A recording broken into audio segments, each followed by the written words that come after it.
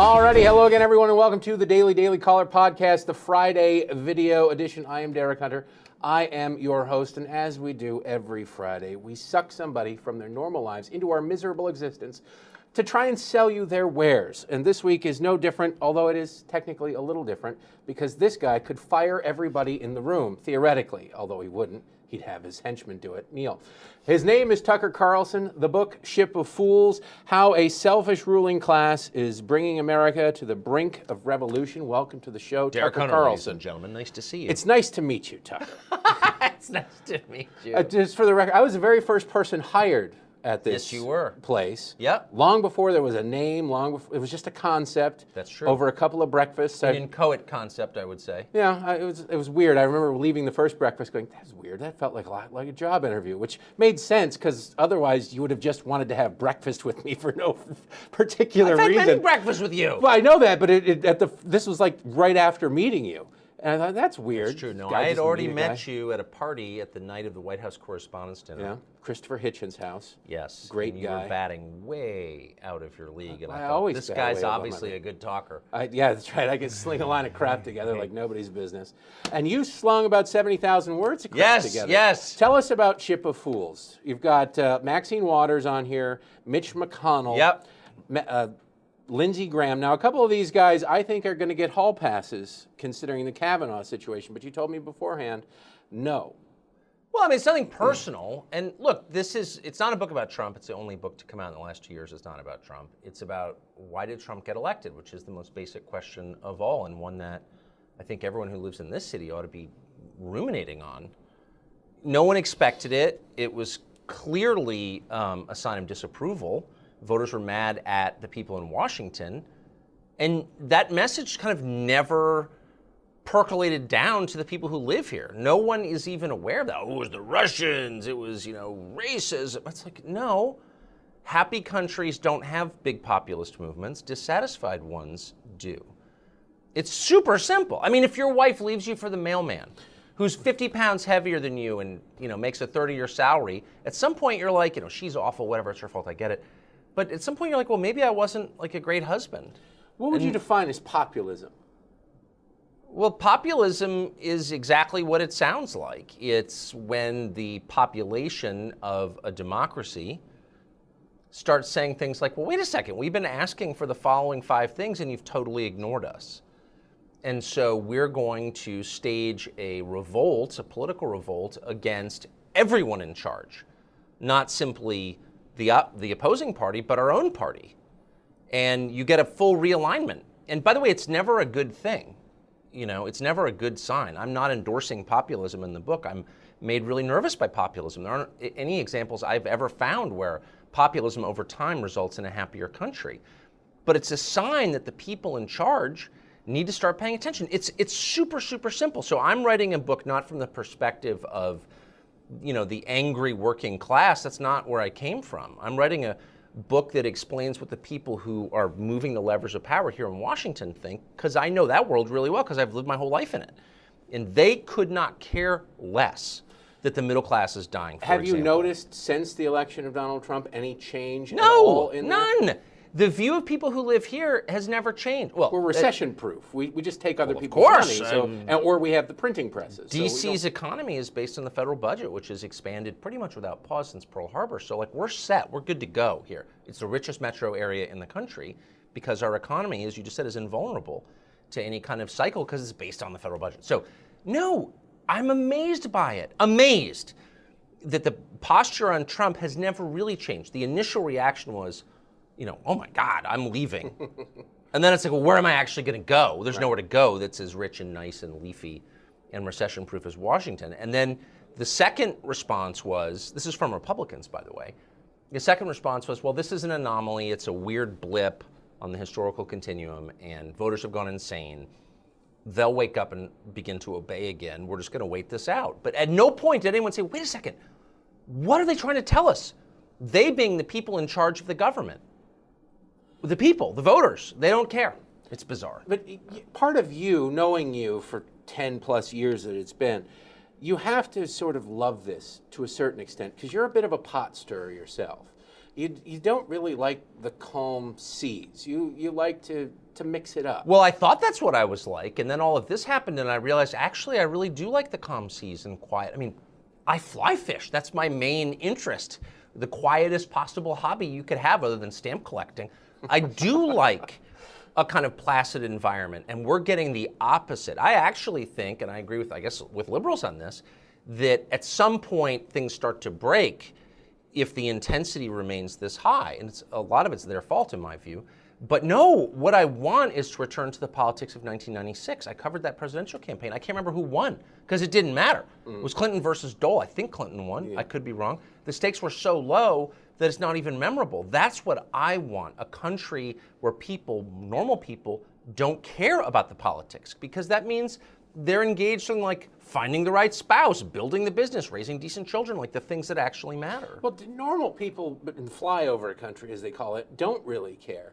It's a very specific set of people who are ready to be riled up. The left, we saw this in the Kavanaugh for sure. hearing. People clawing at a 13,000-ton or whatever door at this bronze door at the Supreme Court, acting as though the cure for cancer was on the other side of it and they were being denied it. It seems to me to be the left. Even the heyday of the Tea Party, all they did was go and confront on policy terms their members of Congress. And then they held rallies and cleaned up after themselves. I think something has changed. I do think, I mean, just talking to people, we've been on book tour and, you know, going all around the country, and I hunt and fish and travel a lot for that to rural America. And I agree, most people are not engaged in like, what's Nikki Haley really up to? Like, nobody cares.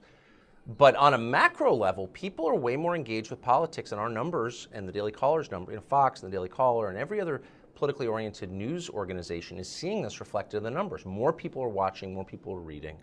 And I just think that's good for us, of course. I think it's a really bad sign. I really do. I think people think that a lot is at stake. And again, in a happy country, elections should not determine the course of the country.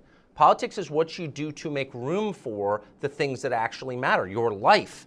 When politics becomes the pivotal question, who's elected, who makes it onto some dumb court, really? I mean, you've got like millions of people who believe that the ascension of Brett Kavanaugh will affect their lives in some meaningful way. That whole assumption is scary. It shouldn't matter that much. What role do you think social media plays in that?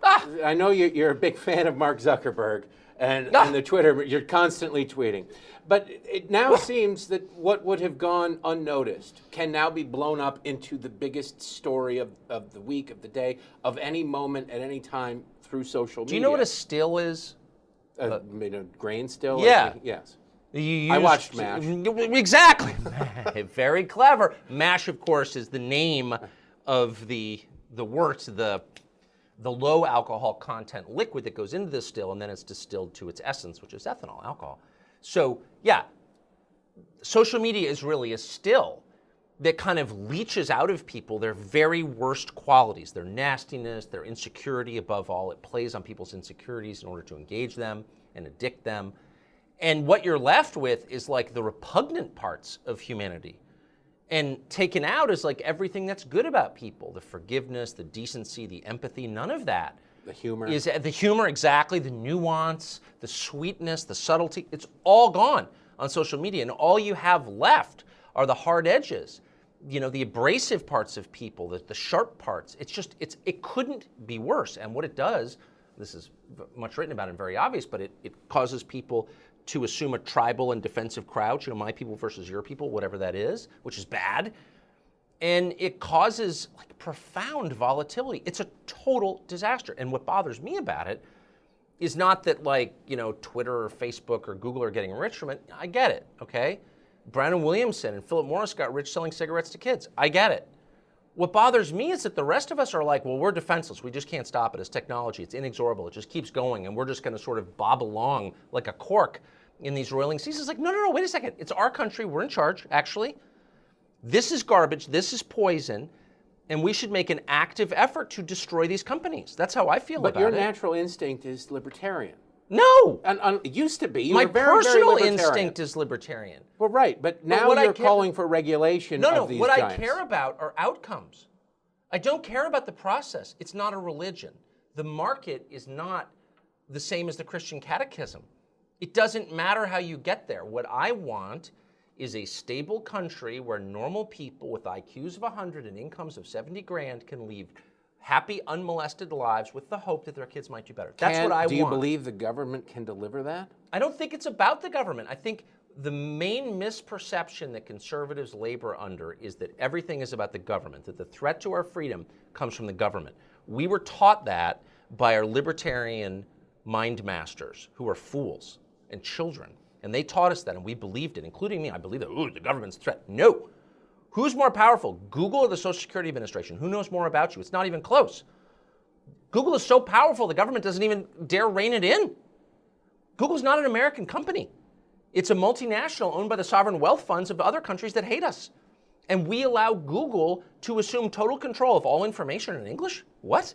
And determine the outcomes of our elections? What? Because the free market commands us to? Who's free market? Who's making these rules? What would be I done? Reject these rules. And I don't care if the Cato Institute decides, well, we're you know what? Nobody I listens have to a Cato. hand gesture to give you. Nobody listens to Cato, let's be honest. But Huh! what would a Tucker Carlson I'm not kidding. controlled, led, what would you do to Google? How do you break up Google? Do you break off Facebook? Well, I guess I would use the United States. Look, the first thing you do is you identify the threat. Okay? Is this a threat to democracy? But do you mandate them not being able to save data? Can you have a democracy in a country where Google has more power than any other institution, including the U.S. military and the federal government? No, you can't. Because what that means is that a small number of people can determine who's elected and what you do and how you live your life.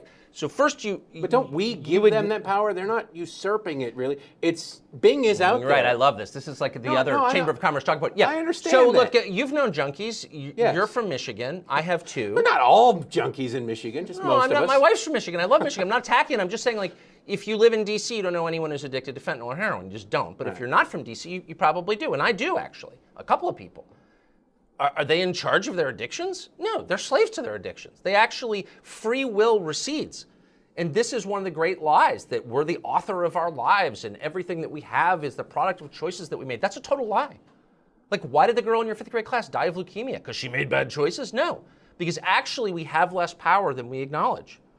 And a company like Google challenges the idea of free will and choice. How can you have choice when one company controlled by foreign governments and shareholders who are hostile to our country controls your ability to communicate? I don't know. That's the free market they've been telling me about for 40 years. I've been repeating all this stupid free market crap that the Chamber of Commerce wanted me to repeat, and I'm all of a sudden, that's the free market? Google? Well, now I feel bad because I got you to sign up for Gmail a long time ago. I'm off Gmail. I got you off your AOL. I'm off all right, Gmail. well, you're off. No, why would I trust them? And I'm wound up about this because we have a number of people from within Google feeding us internal documents from Google that make it really clear that what we signed up for, which was a platform over which, or a conduit through which information could flow unimpeded, is a total lie. And what do you think? They're a media organization that is editing content. What do you think is the reason? The American people are learning. So bottom line, break it up. The U.S. government's posture to Google should be, you're a threat. Teddy Roosevelt, who was no liberal, actually, by today's standards. He was a progressive, though. He was a screaming right-winger. Teddy Roosevelt, oh my gosh. He believed that the concentration of power was a threat to the country. And so whether that was the sugar trust, it was my family sugar trust. I get it, or the railroads, or steel, Carnegie, Rockefeller, whatever. He believed that in order to have a democracy and have functional capitalism, you needed to get rid of monopolies. And he was totally right.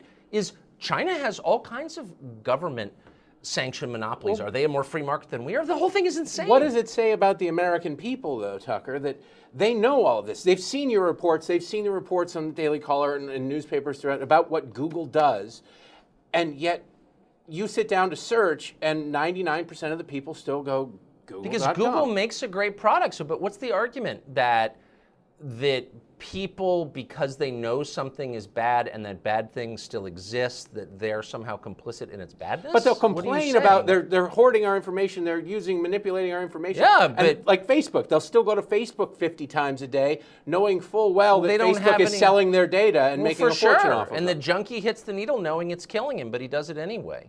I'm saying that the idea that each person has pure free will and can make, unimpeded choices is like not true. It's actually not, it's inconsistent with my observations of life for 49 years. That's just not true. Now, I know that all like the dumb libertarian kids at Cato want it to be true, and I want it to be true too, but it's not actually true. It's not factually true. So in real life, you have United States senators and representatives and government agencies and the president himself and talk show hosts and you and people who are paid to think about this stuff, to advocate for what they think is best for the country. And that's what I'm doing here. And I'm just saying, this is bad. And the fact that nobody will address it, first of all, as a legal matter, they have a monopoly on search, as you pointed out.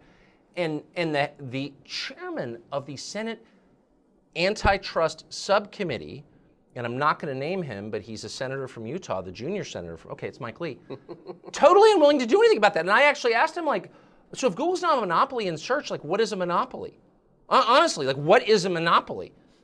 Well, free market, free market, I free will market. say there's Right. a difference between Okay. if you need steel to build your bridge or your building and you have one choice to buy steel or you don't get steel, or you can go to search the internet through many portals, but you keep going back to the worst one. There's a subtle but important difference Yeah, there. it's even a bigger difference because Google controls not simply search, but also the online ad market. Yes. So if you have an online, those two. Google and Facebook. Facebook have the lion's share. The overwhelming majority of all online advertising is controlled by two companies. So that means, and two political partisan companies Yes. that are. I swear they aren't. No, but now it's demonstrable. It's been proved. So it's not even a question. And by the way, let me just say this as a legal matter, since you want to get into this, and I won't be boorish. This is the last thing I'll say. Both of those companies and the rest of the social media companies operate under an agreement with the United States Congress that gives them immunity from liability. So in other words, swear that they'll be not what they are. Dude, if I send you a Gmail saying let's blow up a building, and I blow up the building, Another one? you can't sue Google for it because Google has an exemption from the Congress as an information conduit. Now, if someone writes a piece in the Daily Caller saying, let's blow up a building, and the building gets blown up, the Daily Caller can be held liable for that because it doesn't have the exemption. So the promise that Google makes and Facebook makes and Twitter makes is that we are not news organizations. And by the way, I was just over at Facebook 2 weeks ago, and I'm like, now that you're a media organization, we're not a media organization, we're just a platform. Really? Why is it so important for you to lie to me about that? Because there's a legal consequence. Exactly right. So why is the U.S. government, the American people, why are we granting them an exemption? I would shut them down tomorrow. They give a ton of money. Exactly. I want to talk about other Free people. market. You can read all about Google and Facebook and Ship of Fools. I want to talk about another person, the person here with the spyglass looking forward. Who is that? Bill Kristol, Captain Stubing of the conservative cruise lines. So many people on the right have lost their minds and their principles in the age of Trump. I get that if you don't like Trump's style, I will notice that, he never hits first. He always hits back. And it's the hitting back that everybody goes, oh my gosh, he's so unpresidential. But he never actually just picks a fight with somebody. He hits back. But some people on the right, probably because their power has been threatened, their relevance has been threatened, have lost their damn minds, and none more so than someone like Bill Kristol or a Max Boot, who used to go on your show, who won't go on your show anymore, who used to be principled conservatives, who are now getting things that they used to say they wanted. Originalists on the Supreme Court, for an obvious example, tax cuts, lowering of regulation, and they still can't get over the fact of who's delivering it. Why do you think it is that a Bill Kristol has become what Bill Kristol has become? Well, I thought a lot about it. I mean, Max Boot is a total mediocrity. And the fact that Boot is a paying job is just sad commentary on the low standards of Washington. Well, we have very low unemployment, so anybody can find a job. As a columnist for the Washington Post, Max Boot? I mean, I honestly, I wouldn't have him trim my trees. I mean, he's a dumb person. Kristol... What are you really trying to say? No, I don't want to be mean. No, you don't. Why would you want to be mean? No, I'm just as a factual matter. I mean, I've hired, hundreds of people. I'm a closed head injury. Right, exactly. But Kristol, I worked for him for 5.5 years. I knew him really well. Always got along with him. Is very urbane, kind of gentle. I have a good sense of humor. Not a genius or anything. He's not a genius, but he's above average intelligence. And I always got along with him. And And I hope I have a long section on him because I think it's interesting and I know a lot about the subject. And I hope it's not too mean. Sincerely, it's nothing personal, but it was just so interesting. Bill's change, and I thought a lot about it, and it really was this simple. When Trump, during the debate, Republican debate in the primaries in Columbia, South Carolina, came out, and Crystal didn't have a lot in common with Trump, I get it. I was skeptical of Trump. I was too. It's fair. But when Trump came out and said the Iraq War was a terrible mistake, and the people who got us into it lied to us, Bill Kristol went right off the deep end. Why is that? And he's remained there ever since, and it's kind of destroyed his life, actually. I mean, he created the Weekly Standard. Yeah. He really did. I was there the first day. He had to leave the Weekly Standard. Well, they fired him because he was such a liability. They gave him an honorary title. They fired him. And it's sad, when you're a 65-year-old man and gets fired. He really, his life fell apart. And he's smart enough to know the risk involved in what he's doing. Why is he doing this? And it's because when Trump attacked the Iraq War, what he was really saying, or this way Crystal took it, he attacked Bill Kristol and all the people in Washington who not only supported the Iraq War, I supported the Iraq War, a lot of people did, but the people who, after it became very clear that this wasn't working and the predictions they made about its outcome were all not coming true, there were a bunch of people in D.C., an extraordinary number in D.C., who refused to stop lying about it, who refused to critically assess their own decisions, and refused to learn obvious lessons from their mistakes. The things that you would make, you've got 2 kids, if one of your kids makes a mistake, you're not like, I hate you. You love your kids. But you're required to A, say you're sorry, and B, learn a valuable lesson from what you did. Like stealing is wrong, okay, or whatever. They refused. And when Trump came out and said that, they just melted down. They were so threatened by that. And to me, it's really interesting. So I don't know if it's mean or not. My editor actually said it was mean. But I just went through and cataloged the predictions. He has called you a white nationalist. So it's not like he's sitting around sipping tea, sending you flowers. He's not. What's so hilarious, though, it's I make the case 3 nights a week against white nationalism and race. Literally tune in any random night, and I'm literally staring in the camera saying that he has lost his mind. You should not judge people based on their mutable characteristics. I'm making the exact case against that, the only show that is. You're a white nationalist. Oh, please. Now, you've known these people for a long time, but Bill in Kristol. his case, I just think it's important, especially on the foreign policy questions, because yes, they're complex, but it's also a longitudinal question. The Iraq War happened in the spring of 2013. That was more than 15 years ago. Rather, 2003. We've had 15 years to assess the outcome. And so we can sort of look at this and say, what did we think was going to happen? What happened? What's the spread between the two? What should we learn? And no one has. So I just went through, and it almost became kind of a forced march through Bill Kristol's dumb predictions. There were I didn't know there were that many. But did the election of Donald Trump cause these people to go over the edge, or did they just get less good at hiding it? Were they always this kind of crazy? Look, I'm not going to claim that Trump is some sort of intellectual. He's obviously not, and he's obviously not. I don't think Trump even fully understands why he got elected, if I'm being honest about it. But Trump's genius is in sniffing out bullshit. He can just smell it and calling people on it. And one thing about Trump that I do admire is that he's not afraid. He's really not afraid. He's I think that's wrong. He'll just say it. That quality, more than any other quality, is a real threat to people here, because if you have someone who's just going to look and be well, wait a second, you took interest rates to 0 and the middle class got poorer. How did that happen? If you ask dumb, sincere questions, they don't even need to be sincere, just the obvious question that nobody is asking, and hey, Mr. Fed Chairman, you said if we brought interest rates to 0 that it would help the middle class, but actually they're shrinking. So what happened? Someone like that is legitimately dangerous. Trump's not dangerous because he's going to do a lot. He doesn't have control of his own executive branch. He hasn't actually been able to do that much. But his unique power is calling other people out. And whoa, they're really afraid of him for that reason. They're not used to it. They haven't been there. No, because there's this polite agreement that you wreck the world, I wreck the world, and we're not going to call each other on it. Well, we're also getting rich. We can both get richer. Right, exactly. Let's talk about the couple of other people on here. Maxine Waters. You're spinning me up, man. Hillary Clinton. I know. I'm trying to sell some books. It's selling. Go buy my book. Screw his book. The thesis of my book was essentially that the left needs to keep people in an emotional frenzy in order to stop them from thinking rationally. The Maxine Waters of the world. Go out there and find them and tell them you're not welcome in society anymore. The confrontation that they're doing. I think Democrats are playing a game of chicken. because I do believe they want to keep people riled up before the election to motivate them to vote, of course scared they or do, afraid. of course. But they're hoping that nobody turns completely violent, nobody gets killed before November, because that could kneecap their electoral plans. But they're willing to walk right up to that line and dance over it sometimes, as we've seen. And now we've seen Hillary Clinton come out this week and say you simply cannot be civil to Republicans unless Democrats control Congress, because Democrats or Republicans only can understand strength. What happened to the Democratic Party? When you first came to town in the 90s, the Democrats and Republicans, 80s. the arguments were there's not much of a difference between the two parties. There were significant differences on a few key issues, but in general, they were all sort of pulling the rock in the same direction.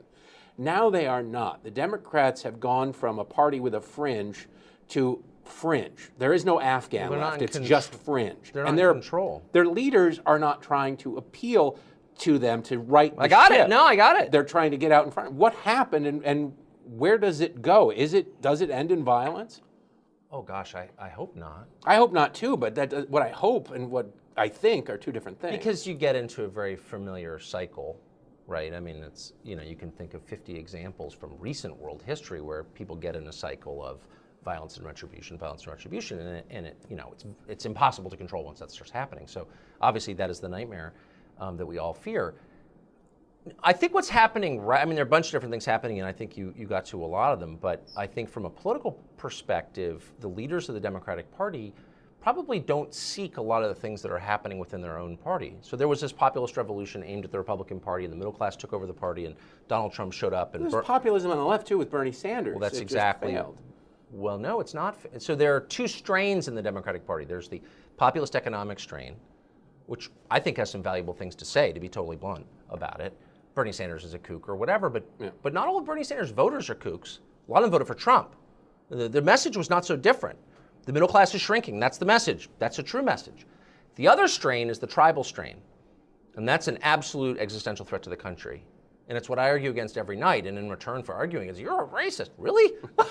I'm literally arguing against racism. But they are using racism and race resentment as an engine to power voter turnout, and it's scary. But I guess the bottom line I would say is that I think that Pelosi and Schumer and Steny Hoyer and all these kind of antique Democratic political leaders are looking on in horror because they know they're not controlling this. They don't want to impeach Trump. They don't want to scream at people in restaurants. They don't want to be screamed at in restaurants. They don't want race war, like all this crap that's happening. But they won't say anything about it. There isn't a Democrat who said, don't do this. Well, there are two things. One, they're being led from below. They know that all the energy in the party is with the young radicals. And that's a challenge to the rest of us to think about, why are young people so radical? I'm serious. Well, why are they so young? Well, because their economic prospects have totally disappeared. If you can't even get married at 25 because you don't have enough money, why wouldn't you become radical? This happens in lots of countries. But the second thing that's happening is the reason that they won't say anything about it is because Democrats are party people. And this is the thing that Republicans and conservatives and libertarians and all those people forget. They're different. Liberals feel powerless as people. That's why they joined in the first place, so they could be part of something larger to compensate for their own feelings of powerlessness. I'm serious. You don't need to be Freud. It's very obvious. So their loyalty is to a party or group. The average Republican votes Republican because that's the closest to what I believe, but he's not loyal to the Republican Party. Are you joking? That's why they voted for Trump. Democrats, they may disagree with what their party's doing, but in the end, they're going to support the party. And that's why when conservatives are like the liberal media, there's nothing liberal about the media. The media aren't liberal. They're Democrats. They're loyal to the party. If the Democratic Party invaded Belize, they would be for invading Belize. They're loyal little robots. They're lemmings.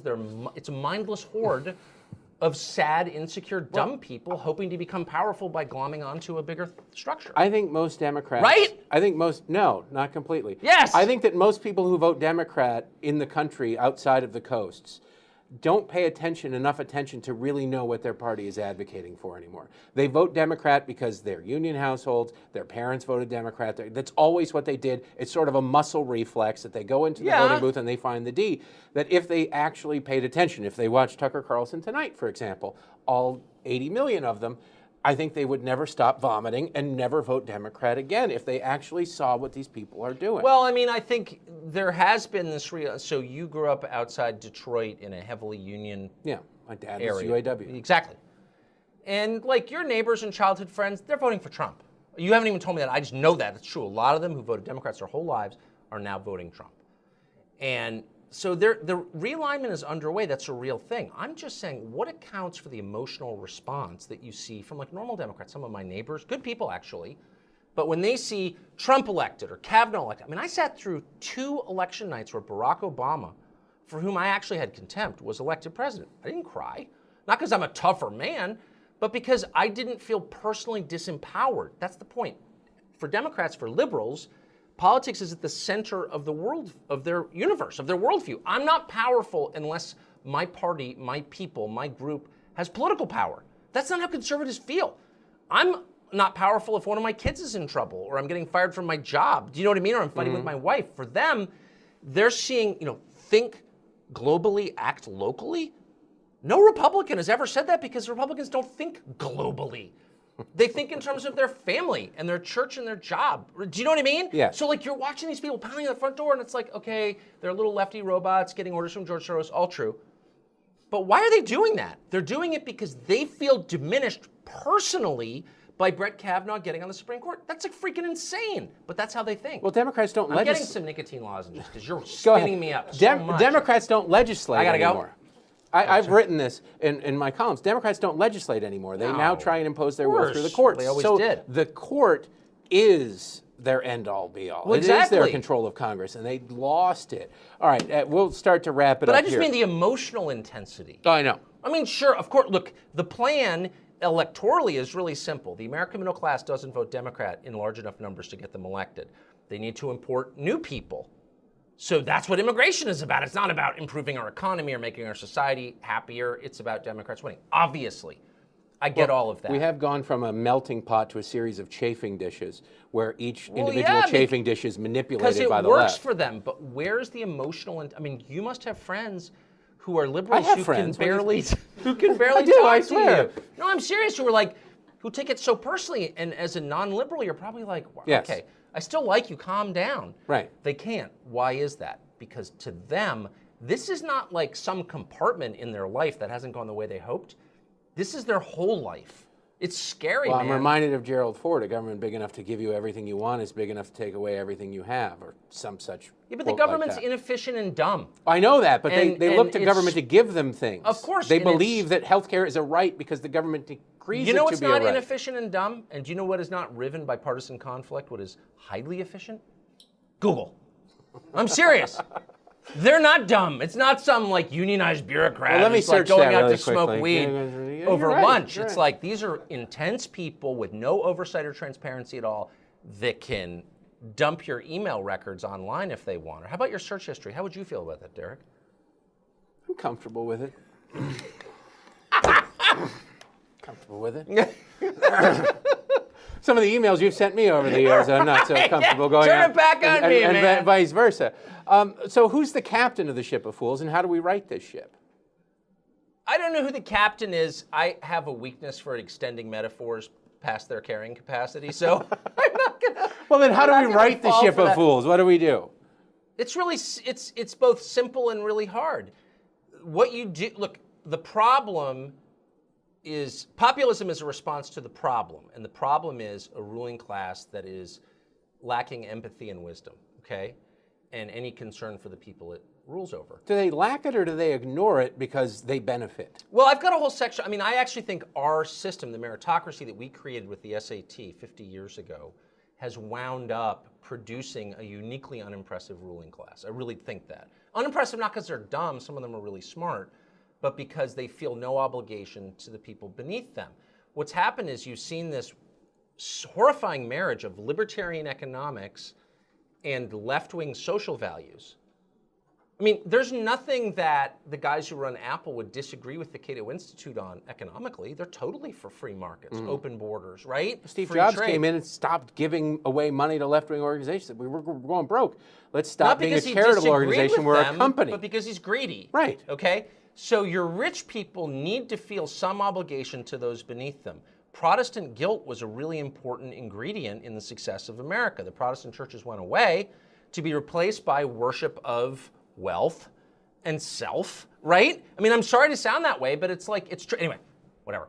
The solution to this is pretty simple. If you want to calm populations, if you want to stop populism before it gets to Venezuela, and I think we do, then you need to respond to the legitimate concerns of your population. You have to let people know and reassure them that ultimately they're in charge. You're not gonna do everything they ask, obviously, but like if they keep knocking, or like, hey, get control of the borders for 30 years, or hey, there's a downside to our trade agreements, why don't you just acknowledge it?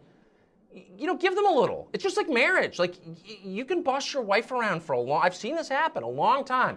You know, I'm the man here, da da da da da. Yeah, well, she's gonna sleep with the fitness instructor actually at some point. I'm serious. There will be consequences. And so you just don't do that. Don't be a total asshole. That's actually the truth. Just like pull back a little bit. Was that the original subtitle? Yes. Don't be a total asshole? And I feel that way. Just don't go too far and be like, whoa, you know, shut up, racist. It's like, no, actually, I hear you. But like, why are they empowered to go that far? They've been going that far, and we've been up until, what made 2016? Was it just the existence of Trump that finally there was this valve to let off the steam? Yes, I think that's in part. I mean, I don't know. I mean, I personally, I'm, as you know, hardly a genius, but like, because I'm not a genius, I pay attention most of the time to really obvious things. I'm not working out quantum physics problems in my head. I'm like, well, wait a second, why is that the case? And anyone who's paying attention is like, wait a second, you drive from DC to Pittsburgh, rich city to former industrial city, and you drive through a landscape of impoverished people, formerly middle-class people. There's like no car dealership there. Their kids are all on dope. Like, I grew up in this country. Like, I know the country pretty well. I've been to all 50 states more than once. Like, as I said, I hunt and fish, so I'm always in rural areas, and I'm like, this is not going well at all. And I come back to Northwest DC, and people are no longer flying commercial. It's like, I got to share in NetJets.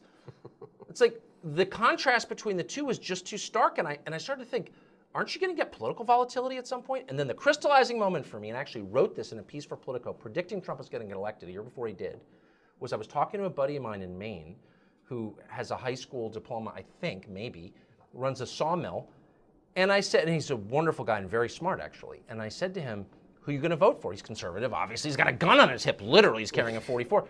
And I said, who are you going to vote for? He goes, maybe Donald Trump or Bernie Sanders. Either one. And now that seems kind of obvious, but at the time I was like, first of all, Donald Trump's insane, okay? Yeah. And it's not a real thing. He's selling books. And Bernie Sanders is like literally vacation in the Soviet Union. So like, what? Honeymooned in the Soviet Union. So like, what is this? And that's when I realized that the destruction of the American middle class maybe was going to have political consequences. And it did. Ha! Is there a way out of this? Yeah, just to have a better rule. It's just I know that nothing radical. You're trying to appeal to the better nature of the people who got us here. No, it's actually sincere. It's totally sincere. You can calm people down. It's not that hard. I have 4 kids, and sometimes they get all spun up. And like, if you say, look, I get it. I understand exactly what you're saying. And actually, I think we have to do it this way for this reason. And they're like, no, I can't. Okay, you know what? I'll meet you 75% there, or 25% there. I will respond to you. Like, I think you're a human being. I'm not going to say to my kids, shut up, loser, I hate you. That doesn't make them want to obey me, actually. And when they turn 18, they don't have to obey me. That's the thing. People are so stupid. People in charge think they'll be there forever and they can do whatever they want, and they're wrong. They're wrong. There's an election 2 years from every moment. We're about to have an election. Your kids will be adults. Your wife can leave. It's legal in this country. So don't mistreat people over time or you will be punished. Ha!